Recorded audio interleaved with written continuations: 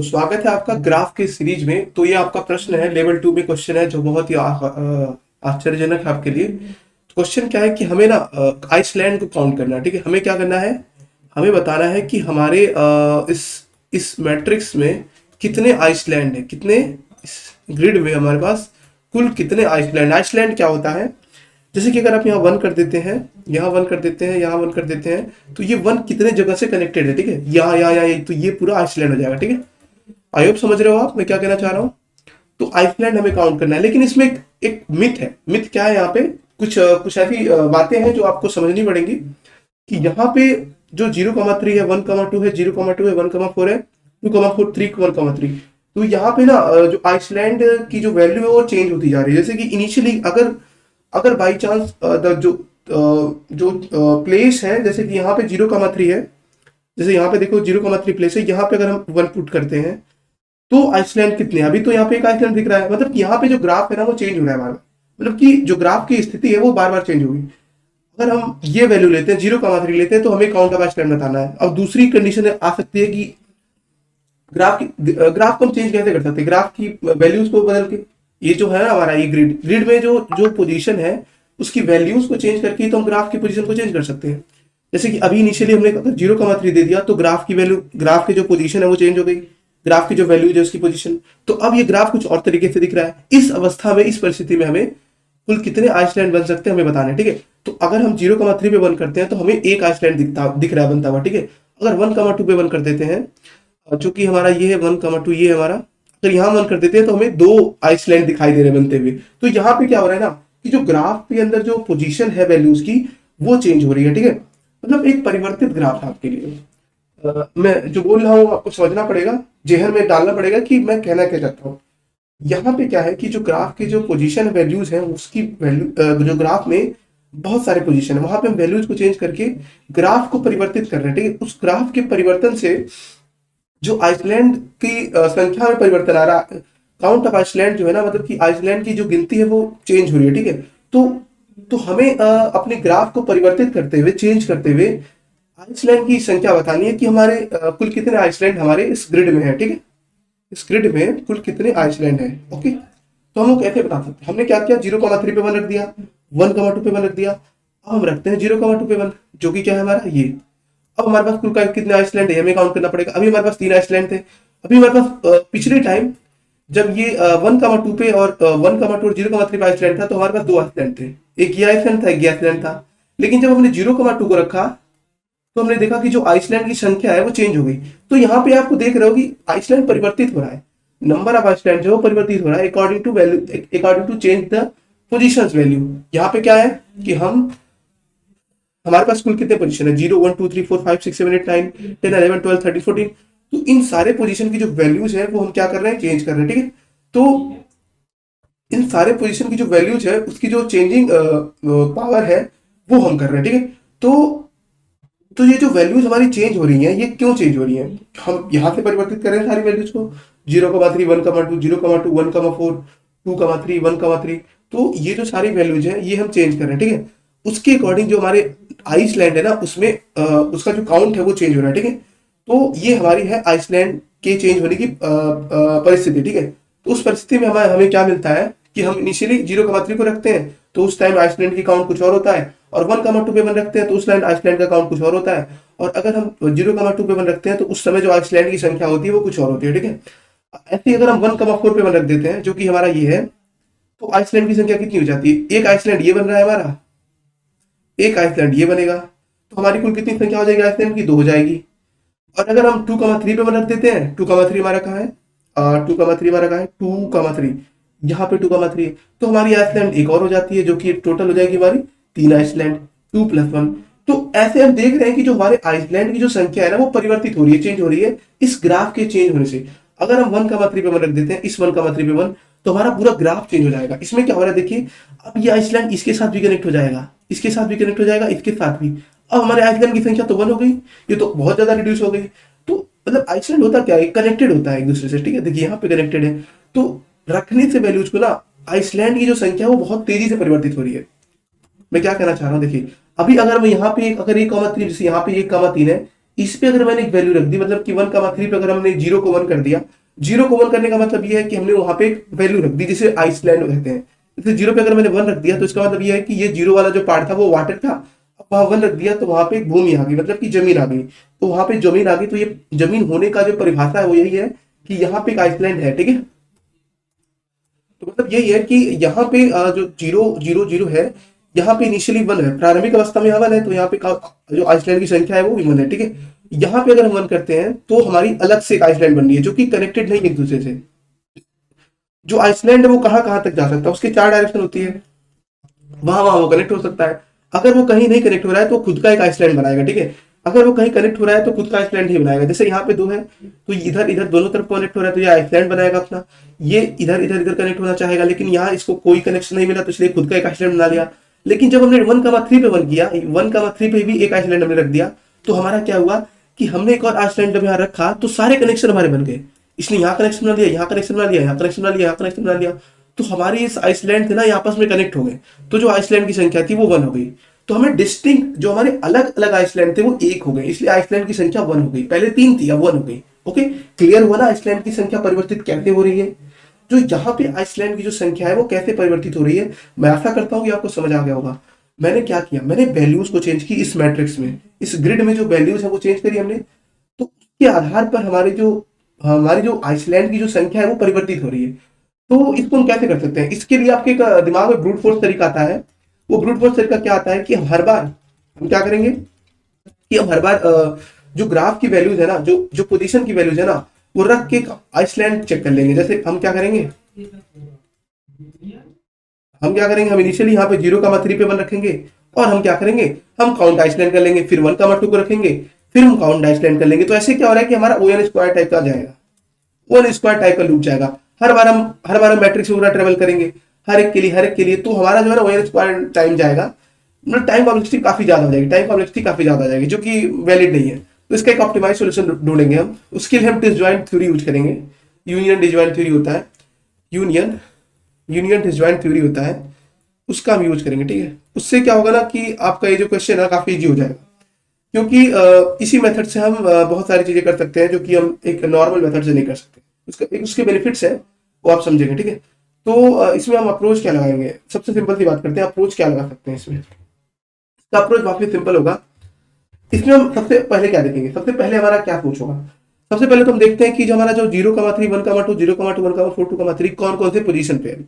तो 0,3 कौन से पोजीशन पे है तो देखते हैं। तो जो हमारा 0,3 है वो हमारे कौन से पोजीशन पे है, 0,3 हमारा ये रहा, ठीक है।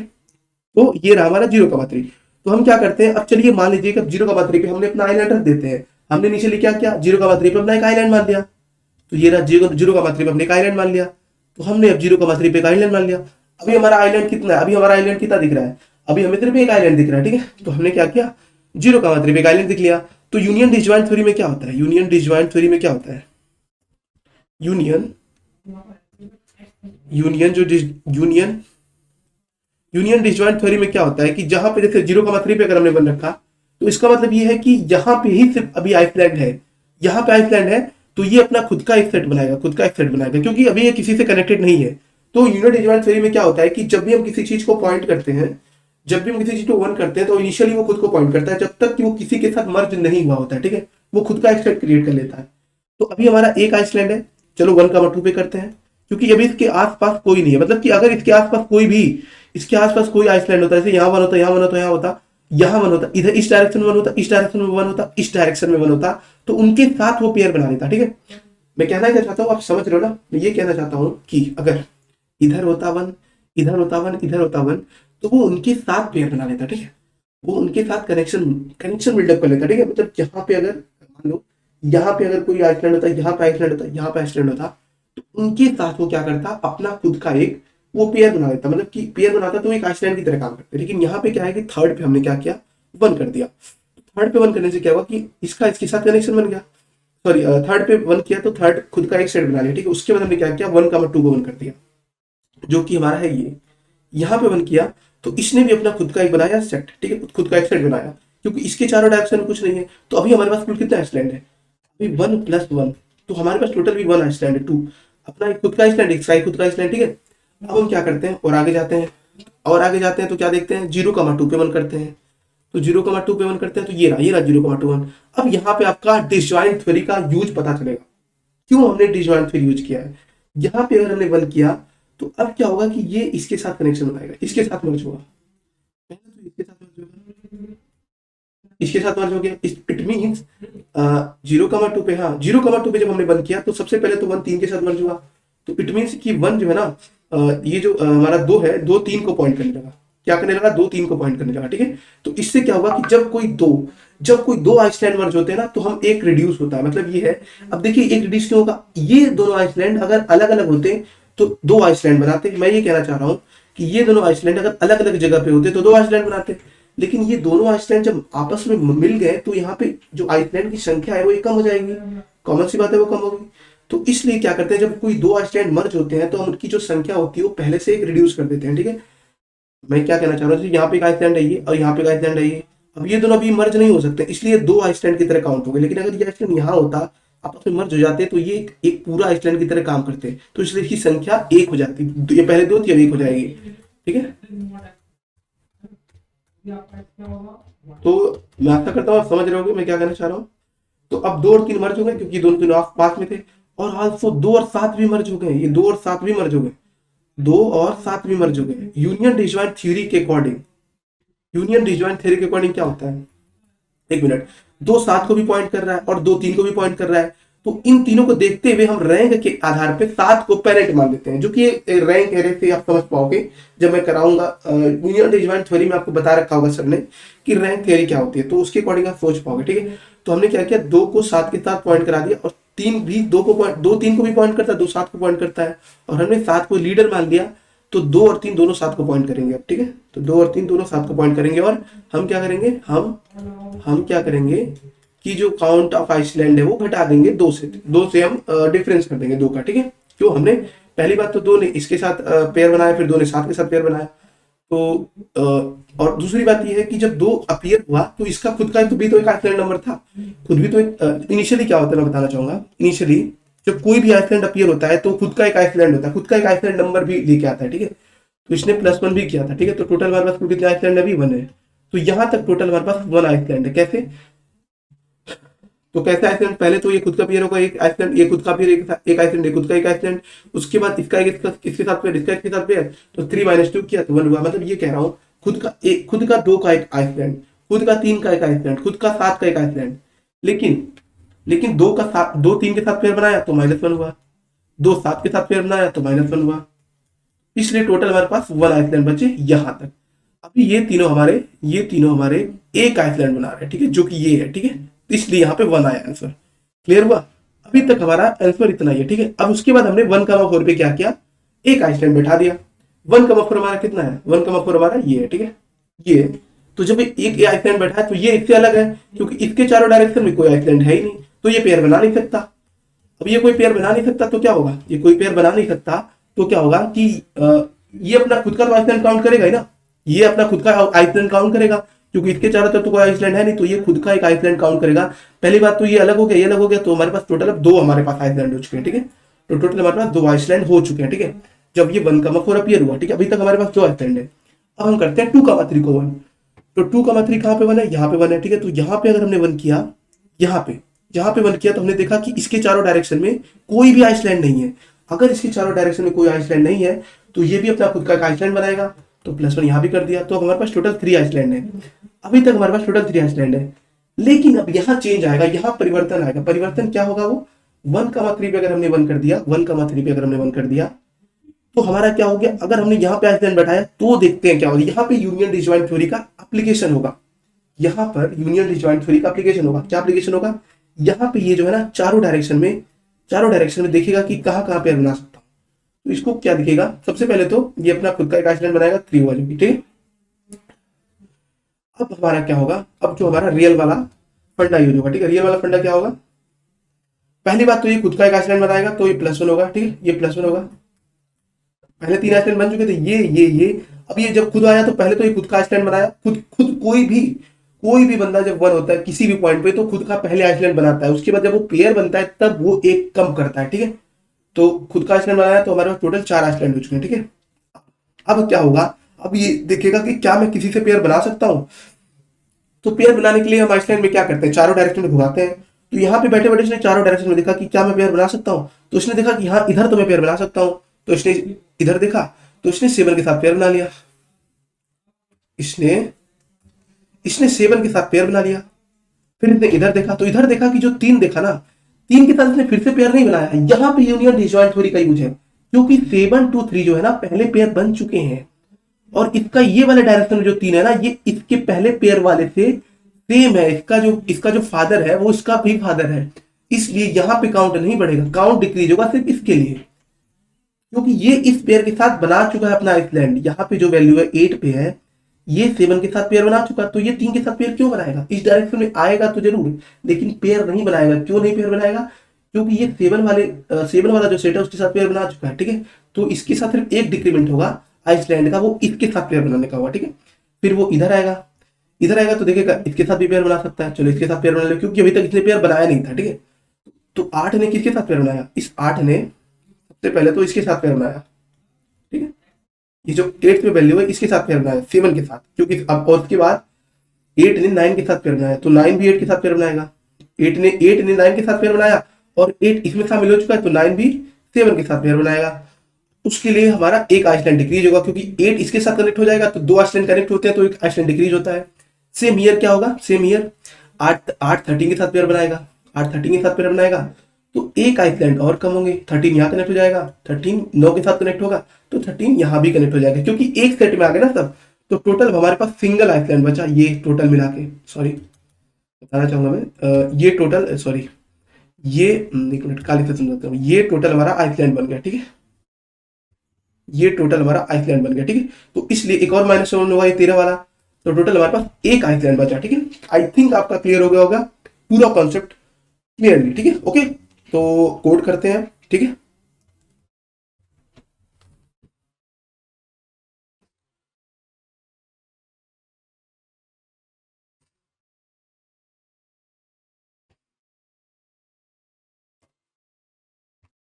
तो अब हम चलते हैं कोड कर लेते हैं। तो सबसे पहले तो चेक करते हैं कि अगर हमारा जो m होगा वो लेस देन आर इक्वल 0 होता है, या जो n होता है वो लेस देन आर इक्वल 0 होता है, तो इस अवस्था में, इस कंडीशन में हमें क्या करना है, इस कंडीशन में हमें सीधे रिटर्न कर जाना है। ठीक है, इस कंडीशन में हमें सीधे रिटर्न कर जाना है। ठीक है, तो इस कंडीशन में सीधे रिटर्न कर जाना है। उसके बाद हमें क्या करना है, एक काउंट 0 लेना है, एक काउंट 0 लेना है, जो कि ये बताएगा कि हमारे आइसलैंड कुल कितने मिले। ठीक है, उसके बाद हमें एक पेरेंट लेयर लेना है, जिसके अंदर हमें क्या करना है कि रूट्स लेना है। रूट्स के अंदर हमें m × n लेना है। ओके, उसके बाद हमें क्या करना है, वेक्टर लेना है इंट sz, उसके अंदर m × n लेना है। ओके, एंड उसके बाद हमें क्या करना है, उसके बाद हमें एक लूप लगाना है, for loop int i = 0 and i less than m × n and i ++। Okay, तो हमने लूप लगा दिया, वहाँ तक गए, और रूट्स के i पे हमने डाल दिया 1, रूट्स के i पे हमने डाल दिया 1। ओके, तो रूट्स के i पे हमने डाल दिया 1, उसके बाद -1 डालेंगे हम। तो इनिशियली हम चाहते हैं कि जो रूट्स है ना उस पर -1 पड़ा ले, पेरेंट एरे जो भी है। ठीक है, हमने पेरेंट एरे की तरह इसको यूज किया है। इंट डायरेक्शंस ले लेंगे, जो कि हमारा होगा 4 2 का, और उसके अंदर हमारा होगा क्या, -1, 0 एंड 1, 0 एंड 0, -1 एंड 0, 1। ओके, सो ये हमारा होगा एरे पूरा। Okay, so -1, 0 1, 0 and 0, -1 0, 1। ओके, तो ये हमारे हो गए सारे एरे। उसके बाद हम क्या करते हैं, हम सारे एस को निकाल लेते हैं। सारे एस को कैसे निकालेंगे, ऐसे इंट करके पी इन पोजीशन, तो सारे हमारी जो पोजीशन है वो हमने निकाल ली है। उसके बाद हमें क्या करना है, हमें उन पोजीशंस को नॉर्मल आइसलैंड हो गया, इंट आइसलैंड = p0 जैसे होता है normal, multiplied with n, multiplied n हो गया प्लस p, उसके बाद उसका 1। ओके, इससे क्या होता है कि जो हमारा P0 होता है, जो मतलब नॉर्मल 0 0 0 1 0 होता है, वो नॉर्मल 1 2 3 4 5 में कन्वर्ट हो जाता है, ठीक है, जो मैंने करा है। उसके बाद रूट के आइसलैंड में क्या होता है कि वहाँ पे आइसलैंड आ जाता है, ठीक है। उसके बाद s Z of Iceland, s Z of Iceland plus plus हो जाता है, ठीक है। और उसके बाद काउंट प्लस प्लस हो जाता है, ठीक है। उसके बाद क्या होता है कि काउंट प्लस प्लस होने के बाद हम चलाते हैं फॉर लूप, ओके, हम चलाते हैं फॉर लूप। इस फॉर लूप में हमें क्या करना है, int i equal to 0, int i equal to 0 और i less than, i less than, i less than करते हैं 4 और आई प्लस प्लस करते हैं, ठीक है। आई प्लस प्लस करने के बाद हम क्या करते हैं, ये हमारी 4 दिशाएं होती हैं जहाँ पे हम चलते हैं। Int int x equal to, हम अपनी पहली दिशा फाइंड करते हैं जो कि P0 होती है, P0 normal P0 plus direction of I, direction of I, direction of I और 0 होती है पहले डायरेक्शन, ठीक है। Int Y equal to P0 plus direction of I 1 होती है। उसके बाद हम क्या करते हैं, int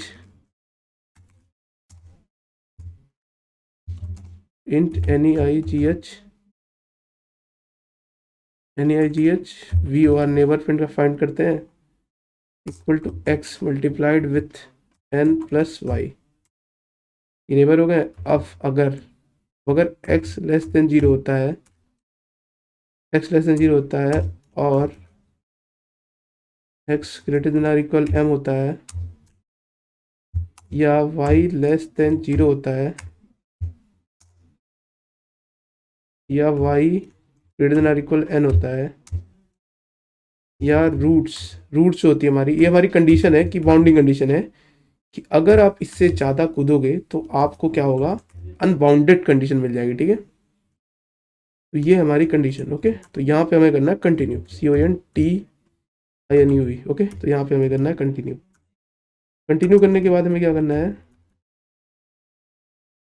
int NEIGH VOR neighbour root करना है और उसमें करना है फाइंड अपना नेबर। अब हम यहाँ पे क्या करेंगे, कुछ सेलेक्टिव लोगों को सेलेक्ट करेंगे कि जो हमारे वैलिड होंगे, ठीक है। ये हो गए हमारे रूट्स, ठीक है। हमने क्या करा, फाइंड करा रूट्स कि हमारे इसका पेरेंट क्या है, ठीक है। उसके बाद आइसलैंड का रूट फाइंड करा जो कि क्या होगा, फाइंड आइसलैंड कामा रूट्स, ओके। अब ये हमारे हो गए। उसके बाद हमने क्या किया, अगर आइसलैंड रूट जो है ना is not equal to neighbour root,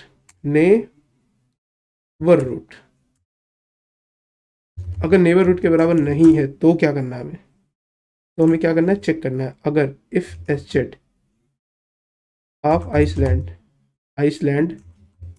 root, S Z of island root में, अगर मतलब S Z of island root में अगर ये ग्रेटर देन आर इक्वल होता है हमारा S Z of NIGH VOR root के, तो हमें क्या करना है, ठीक है।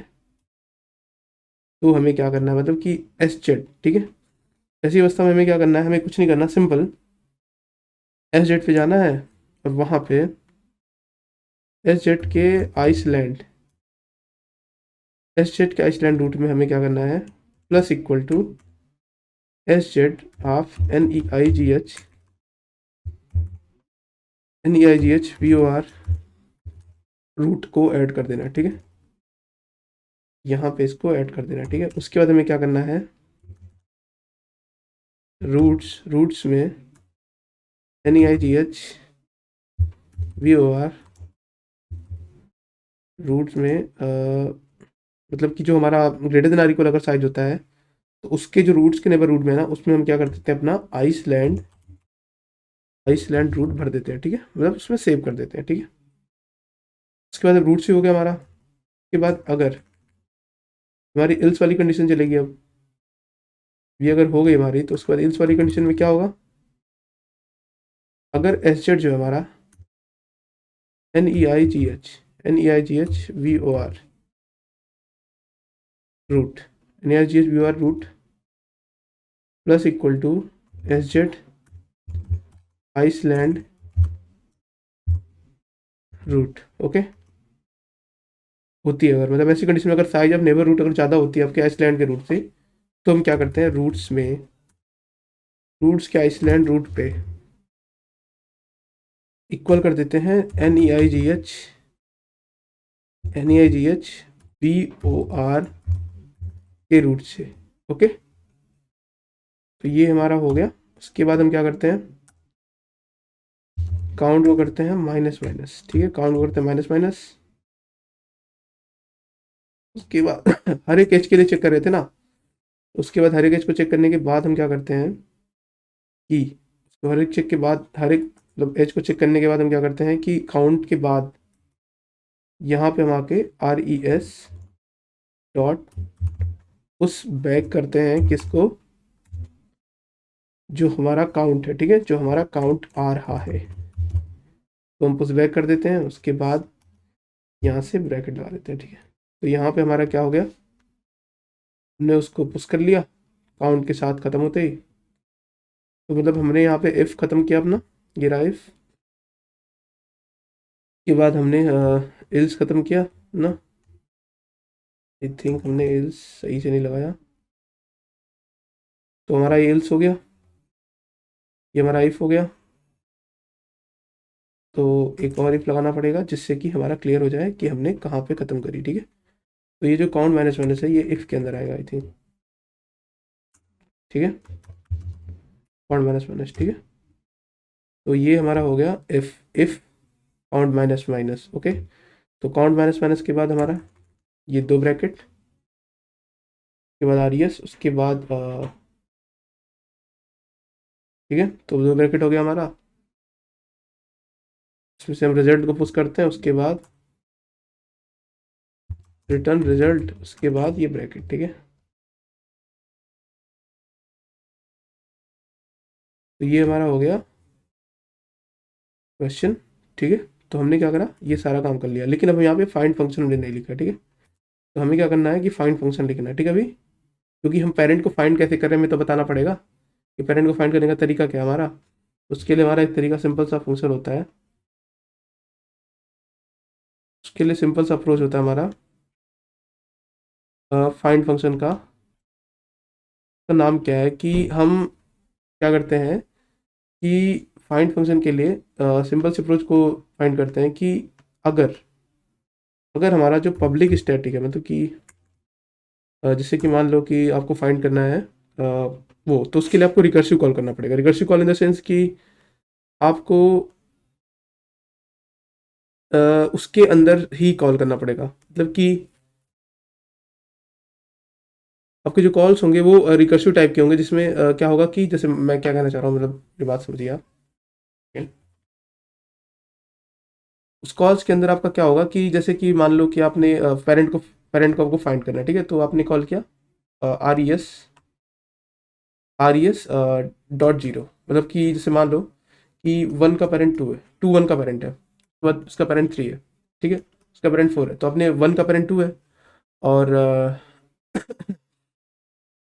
और 2 का पेरेंट 3 है और 3 का पेरेंट 4 है, ओके। तो ऐसी कंडीशन में क्या होना है होगा कि जब 1 2 को फाइंड करने जाएगा, 2 3 को फाइंड करने जाएगा, 3 4 को फाइंड करने जाएगा, तो वहाँ से हम रिकर्सिव कॉल कर देंगे, फिर यहाँ से रिकर्सिव कॉल कर देंगे, फिर यहाँ से रिकर्सिव कॉल कर देंगे। तो ऐसे क्या होगा कि जो कॉल्स होंगे ना वो मतलब कि ट्रैवल करेंगे इन द सेंस कि वो मतलब अपनी जो फेथ है ना उसके हिसाब से वैल्यूज़ को गिवन करता जाएगा, ठीक है। तो ऐसे हम इसको फाइंड करेंगे, ठीक है। तो इसको हम कर लेते हैं, इस क्वेश्चन को फाइंड कर लेते हैं, कैसे हम फाइंड करेंगे, ओके। सो एक बार चेक कर लेते हैं कैसे फाइंड कर देंगे, उसके हिसाब से देखते हैं। तो एक बार देख लेते हैं कि कैसे बनाना है। तो मैंने क्या बताया था आपसे कि जैसे 1 के पेरेंट 2 होगा, 2 से 3 होगा, 3 से 4 होगा, तो वहाँ से फेथ ट्रैवल करेगा, ठीक है। आई थिंक मैं जानता मैं चाहता मैं आशा करता हूँ कि आपने वो वीडियो देखी होगी सुरेश भैया की, जो इन्होंने यूनिटी ज्वाइंट पे बनाई है। तो हम क्या करेंगे, फाइंड मेथड को कॉल करेंगे, के बाद हम इसमें क्या डालेंगे, इंट डालेंगे, int ID comma vector int roots, vector int roots. Okay, उसके बाद क्या करेंगे, इसमें अगर अगर रूट्स रूट्स की आईडी खुद की आईडी, मतलब कि खुद का वो पेरेंट है, अगर खुद का पेरेंट है तो जाके वो छोर पे पहुंचा, तो जाके वो लास्ट में पहुंचा, और वहां से हम कर देंगे रिटर्न आईडी, रिटर्न कर देंगे आईडी, ठीक है। लेकिन अगर अगर वो ऐसा नहीं करता है, अगर अगर वो ऐसा नहीं करता है इल्स, तो हमें क्या करना है, रिकर्सिव कॉल करनी है, रूट्स की आईडी पे जाना है, रूट्स की आईडी पे जाना है, सिंपल, रूट्स की आईडी पे जाना है, और रूट्स की आईडी पे जाने के बाद वहां पे हमें फिर से फाइंड को कॉल करना है। ये इसको रिकर्सिव कॉल की तरह बना रहा है, find roots ID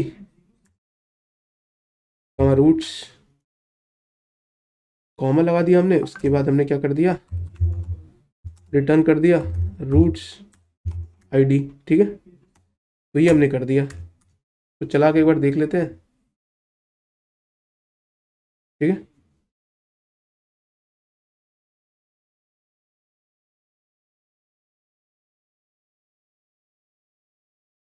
I think कोई एरर आ रहा है इसमें, एक सेकेंड,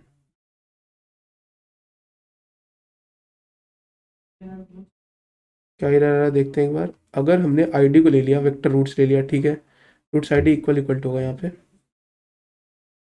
अब सही है, अब चलेगा, एक्सेप्ट हो रहा है, सबमिट कर देते हैं।